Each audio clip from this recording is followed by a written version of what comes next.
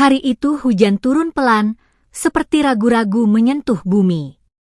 Raras kecil berdiri kaku di depan rumah besar berwarna krem, tangannya menggenggam tas kain lusuh, satu-satunya benda yang ia miliki dari panti asuhan. Matanya menatap pintu tinggi itu dengan perasaan asing, takut, cemas, dan berharap sekaligus.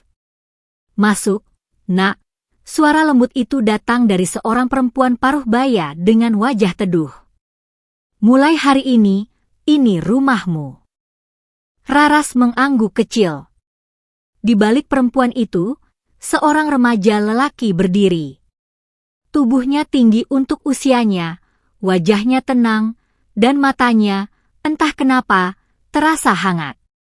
Lelaki itu tersenyum tipis, lalu berjongkok agar sejajar dengan tinggi Raras. "Hai," katanya lembut. "Namaku Handaru. Kamu boleh panggil aku Mas Daru." Sejak saat itu, dunia Raras berubah. Handaru yang berusia 15 tahun seolah menjadikan Raras pusat semestanya. Ia yang pertama kali mengantar Raras ke sekolah, yang menungguinya di depan kelas, yang memeluknya saat Raras menangis karena mimpi buruk tentang panti. "Tenang, Raras," bisiknya setiap malam. "Mas di sini." Dan Raras percaya. Sepenuh hati. Raras tumbuh perlahan, seperti bunga yang dirawat dengan sabar. Setiap pagi, Handaru selalu menjadi orang pertama yang mengetuk pintu kamarnya. Ketukan itu lembut, disusul suara yang sudah sangat Raras kenal. "Raras, bangun. Nanti telat sekolah." Hal-hal kecil seperti itu menjadi rutinitas sehari-hari. Di sekolah, jika ada anak laki-laki yang berani mengejek atau mendorong Raras kecil, Handaru tak segan menegur, bahkan melapor pada guru jika perlu. "Adikku itu bukan buat kamu mainkan," katanya suatu kali dengan nada dingin. Raras selalu merasa aman selama ada Handaru. Malam hari adalah waktu favorit Raras. Saat Handaru duduk di sisi ranjangnya, menemaninya belajar atau sekadar memastikan ia tertidur dengan tenang. Kadang Raras terbangun karena mimpi buruk, tentang panti, tentang kesendirian. Dan selalu Handaru yang datang. Ia duduk di tepi ranjang, mengusap kepala Raras perlahan. "Tenang," bisiknya. "Mas di sini." Bagi Raras, dunia terasa aman saat itu. Tak ada rasa takut. Tak ada rasa kehilangan. Namun bagi Handaru, ada sesuatu yang pelan-pelan berubah. Ia mulai merasa gelisah ketika Raras tertawa terlalu dekat dengannya. Atau ketika Raras memeluk lengannya sambil bercerita. Perasaan hangat itu tak lagi sekadar sayang pada adik. Namun Handaru tak akan membiarkan perasaan itu tumbuh semakin besar, karena ia yakin ia menyayangi Raras sebagai adiknya. Saat Raras akhirnya memasuki masa SMA, perubahan itu datang. Ia bermula dari satu kajian kecil di musyalah sekolah, dari satu kalimat sederhana yang disampaikan seorang pembina rohis. Menjaga diri adalah bentuk cinta paling jujur pada Allah. Sejak hari itu, Raras mulai berpikir. Ia mulai lebih sering berdiam diri, merenung, menimbang ulang setiap sikap dan kebiasaan. Hingga suatu pagi, ia keluar dari kamar dengan hijab putih sederhana menutup rambutnya. Di ruang makan, ayah dan bunda tersenyum bangga. Sementara Handaru terdiam. Ada sesuatu yang berbeda. Bukan karena hijab itu, melainkan cara Raras berjalan lebih pelan, lebih tertata, dan sorot matanya yang terasa lebih dewasa. "Cantik," ucap bunda. Handaru mengangguk kecil. "Iya," katanya pelan. "Cantik." Sejak hari itu, Raras berubah. Ia mulai menjaga jarak, terutama dengan Handaru. Tidak lagi duduk terlalu dekat. Tidak lagi bersandar di bahunya. tidak lagi memeluk lengannya saat tertawa. Setiap geraknya kini penuh pertimbangan. Suatu sore, Handaru hendak meraih tangan Raras ketika menuruni tangga, refleks lama yang sudah bertahun-tahun ia lakukan. Namun Raras menarik tangannya pelan. "Mas," suaranya lembut tapi tegas.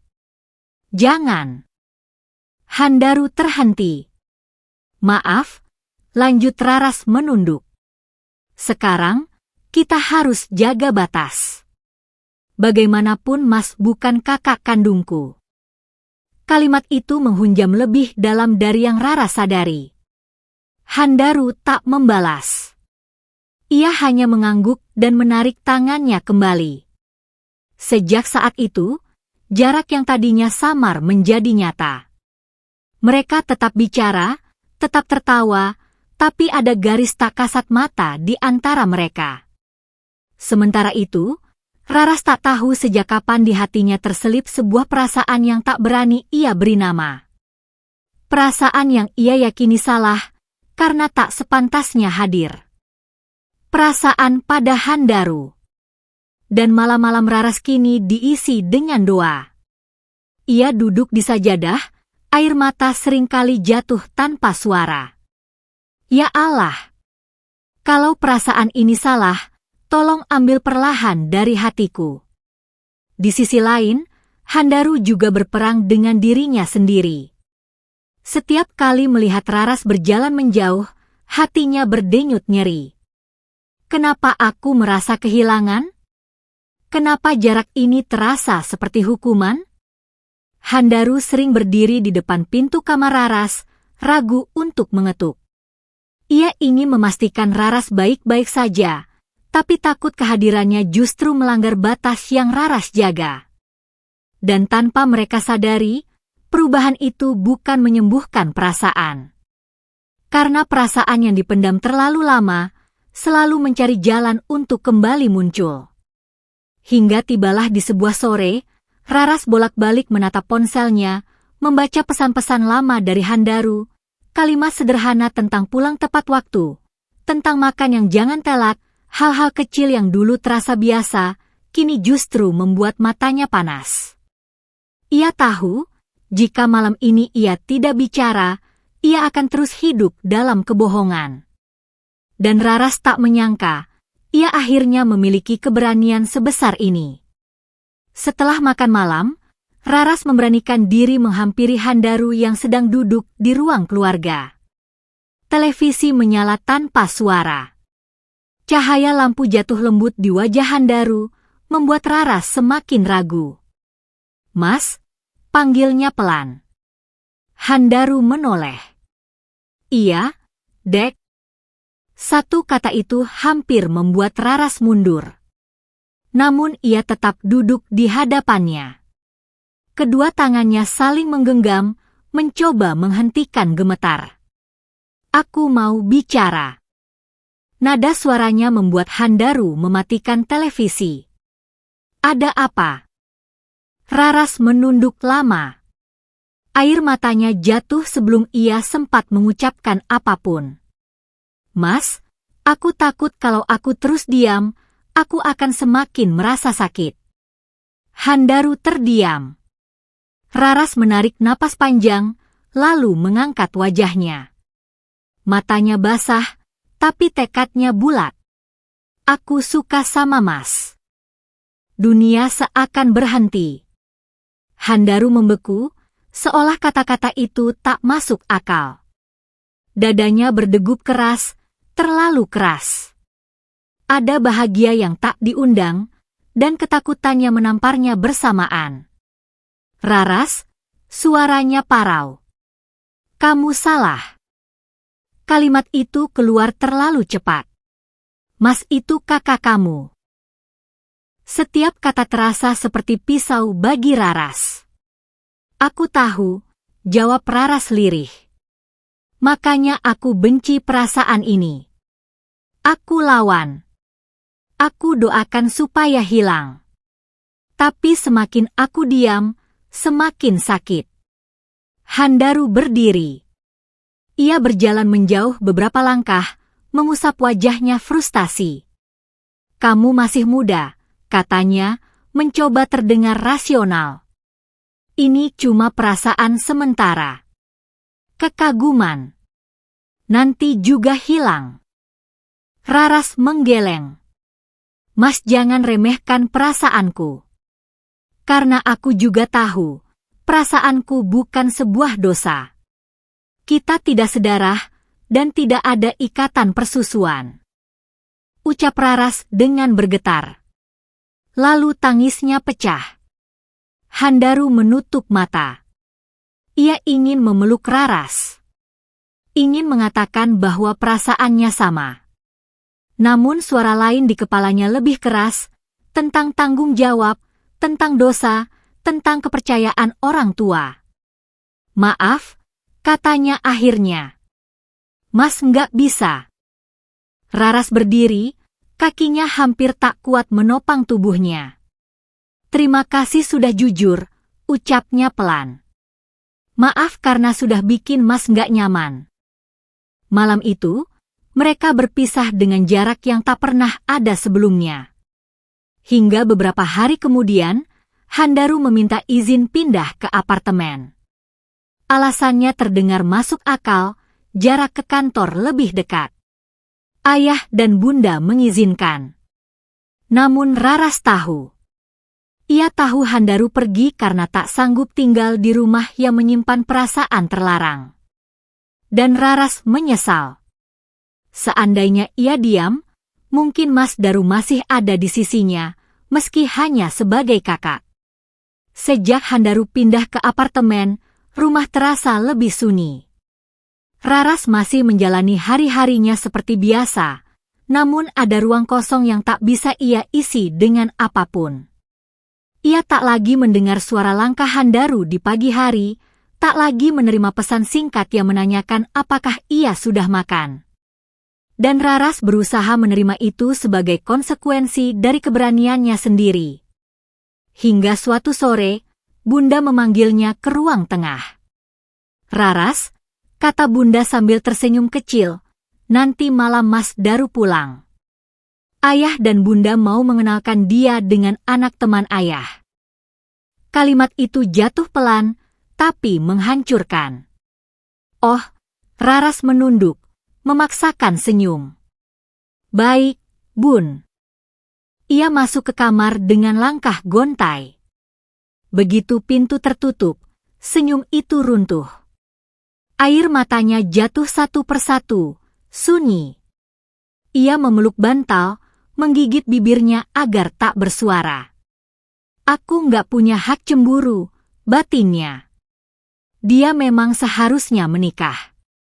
Namun hatinya menolak logika. Sejak hari itu, setiap kali nama perempuan itu disebut, Raras merasa dadanya semakin sempit. Ia tetap bersikap biasa di depan ayah dan bunda, tapi malam-malamnya diisi isak yang ditelan bantal. Ia semakin sibuk. Pulang lebih malam. Mengisi waktu agar tak sempat berpikir.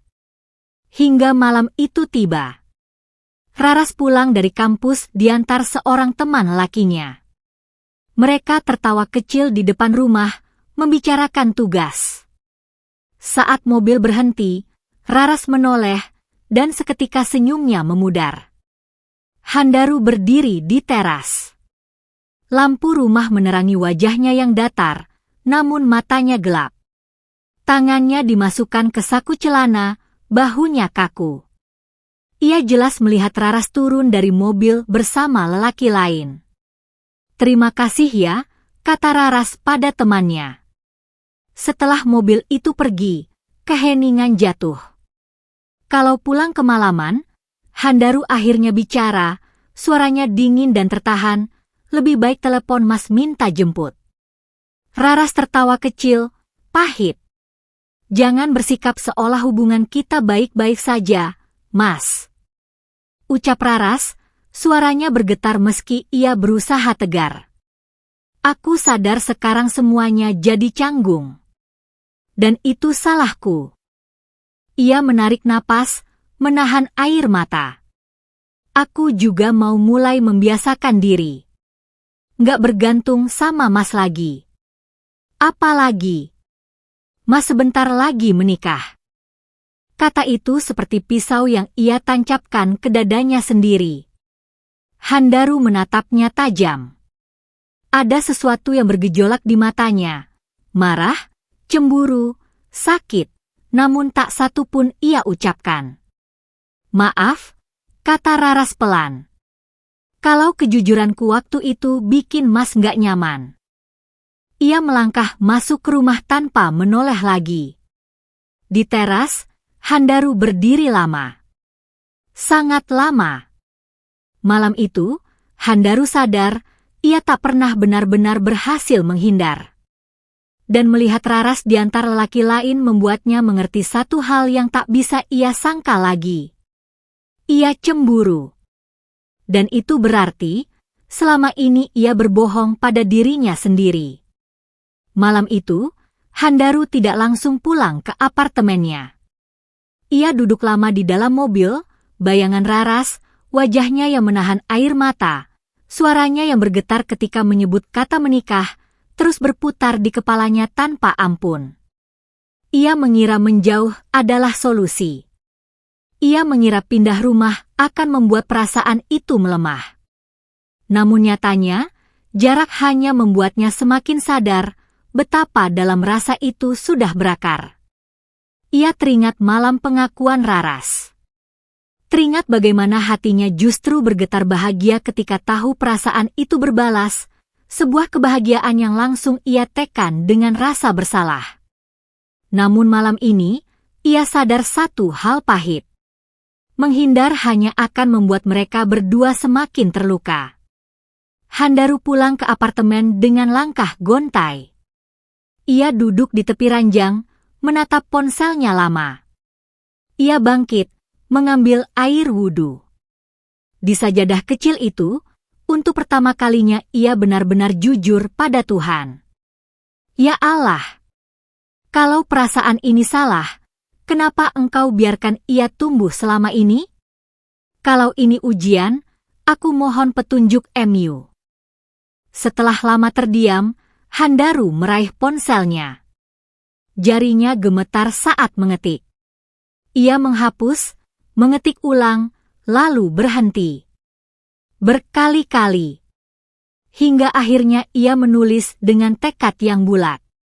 Raras, Mas cuma mau memastikan satu hal. Kamu benar-benar yakin dengan perasaan kamu ke Mas? Karena kalau iya, Mas ingin ajak kamu berjuang bersama. Mas ingin minta restu ayah dan bunda. Pesan itu terkirim. Handaru menutup mata. Ada takut yang besar, tapi juga lega yang tak pernah ia rasakan sebelumnya. Ia tahu, setelah pesan itu, tak ada jalan kembali. Pagi harinya, ponselnya berdering. Nama Raras muncul. Handaru menjawab dengan jantung berdebar. Mas, suara di seberang sana bergetar. Itu, pesannya buat aku kan? Bukan salah kirim. Handaru tersenyum kecil. Iya, jawabnya pelan. Buat kamu. Ada jeda. Lalu Ishak tertahan. Aku cuma mau pastikan, lanjut Raras, aku nggak mau salah paham. Tapi, perasaan Mas, sejak kapan? Handaru terdiam sejenak, lalu menjawab, Mas juga nggak punya jawaban pastinya. Yang pasti, Mas sayang kamu, lebih dari seorang kakak. Jawaban yang membuat senyum Raras hadir seketika di sela tangis bahagianya. Handaru menarik napas dalam-dalam, lalu berkata dengan suara yang tak bisa lagi ia kendalikan ketulusannya. Bismillah ya, Dek. Kita berjuang bareng. Mas nggak mau lari lagi. Demi masa depan kita. Di seberang sana, air mata Rara semakin mengalir, bukan karena sakit, tapi karena harapan yang akhirnya menemukan jalannya. Dan untuk pertama kalinya sejak lama, Handaru merasa tidak sendirian menghadapi perasaannya sendiri. Hari itu terasa lebih sunyi dari biasanya. Raras dan Handaru duduk bersebelahan di ruang keluarga. Udara terasa berat, seolah menekan dada mereka. Raras menggenggam ujung gamisnya erat, sementara Handaru duduk tegak, wajahnya serius namun matanya menyimpan kecemasan yang dalam. Ayah! Bunda, suara Handaru terdengar berat namun mantap. Mas ingin bicara. Ayah menatap mereka bergantian. Bicara apa? Handaru menarik napas panjang, lalu berkata dengan suara yang tidak lagi ragu. Mas ingin menikahi Raras. Kalimat itu jatuh seperti petir di siang bolong. Bunda menutup mulutnya, air mata langsung menggenang. Ayah berdiri dari kursinya dengan wajah memerah. Kamu sadar apa yang kamu ucapkan? Suara ayah meninggi. Kamu itu seorang kakak, Handaru. Raras tak tahan lagi. Ia bangkit berdiri, lututnya gemetar. Ayah, tolong jangan salahkan Mas Daru. Aku juga mencintainya, ucapnya sambil menangis. Perasaan ini bukan sesuatu yang kami rencanakan. Tangis Bunda pecah. Kalian Bunda besarkan seperti saudara, katanya terisak. Kenapa harus begini? Hari-hari berikutnya dipenuhi ketegangan. Ayah lebih banyak diam, sementara Bunda sering terlihat menangis diam-diam di kamarnya. Raras diliputi rasa bersalah yang mencekik. Ia melihat Bunda menangis setiap selesai salat. Melihat ayah menatap kosong ke arah halaman. Dan setiap kali itu terjadi, hatinya semakin runtuh.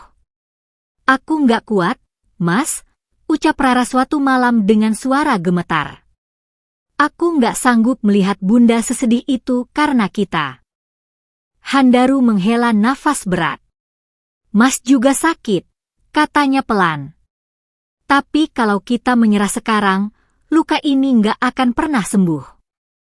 Namun rasa bersalah itu terlalu berat untuk ditanggung sendiri. Beberapa hari kemudian, Raras memutuskan pergi. Ia meninggalkan rumah saat subuh, membawa tas kecil dan secarik surat yang ia letakkan di atas meja kamarnya. Ayah, Bunda, Mas. Raras pergi sebentar untuk menenangkan diri. Jangan khawatir, Raras baik-baik saja. Raras cuma ingin semua ini berhenti menyakiti. Pagi itu, rumah berubah panik. Bunda menangis histeris saat membaca surat itu. Ayah memanggil nama Raras berkali-kali. Dan Handaru merasa benar-benar kehilangan. Kepergian Raras menyadarkan Bunda. Rumah itu terlalu sunyi tanpa tawa Raras. Tidak ada lagi suara langkah kecilnya, tidak ada lagi senyum lembutnya di meja makan.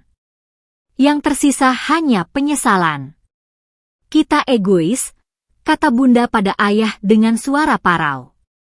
Kita lupa mereka juga punya hati. Ayah terdiam lama. Matanya menatap foto keluarga di dinding, foto di mana Raras tersenyum paling cerah. Ayah cuma takut kehilangan anak, katanya lirih. Tapi ayah lupa, memaksa juga bisa kehilangan. Malam itu, ayah memanggil Handaru. Ayah restui, ucapnya akhirnya, berat namun tulus. Jaga Raras. Jangan sakiti dia. Air mata Handaru jatuh. Ia bersujud, mencium tangan ayah dan Bunda penuh haru. Tak menunggu lama, Handaru mencari Raras. Ia menghubungi sahabat-sahabat Raras hingga akhirnya mendapat alamat rumah sahabatnya di luar kota. Saat pintu rumah itu terbuka, Raras tertegun. Mas, suaranya gemetar. Mas ngapain kesini? Handaru tersenyum lembut, matanya basah. Mas jemput kamu pulang. Aku belum siap, Raras menggeleng. Aku masih butuh waktu. Handaru melangkah mendekat, suaranya bergetar penuh emosi. Ayah dan bunda sudah kasih restu. Raras membeku. Kita sudah dibolehkan bersama. Tangis Raras pecah. Ia menutup wajahnya, tubuhnya bergetar hebat. Handaru menahan diri agar tak memeluknya erat. Beberapa bulan kemudian, mereka menikah. Tidak dengan pesta mewah, tetapi dengan akad yang hikmat, doa yang tulus, dan senyum yang akhirnya tenang. Pernikahan mereka membawa kembali semua kebiasaan yang telah lama pergi. Raras kini kembali ceria, kembali manja, namun kini tanpa rasa bersalah dan takut akan dosa. Dan Handaru kini memeluknya sebagai istri, bukan lagi sebagai kakak. Karpena cinta mereka akhirnya berhasil diperjuangkan. Dengan restu. Dengan keikhlasan. Dengan bahagia yang utuh.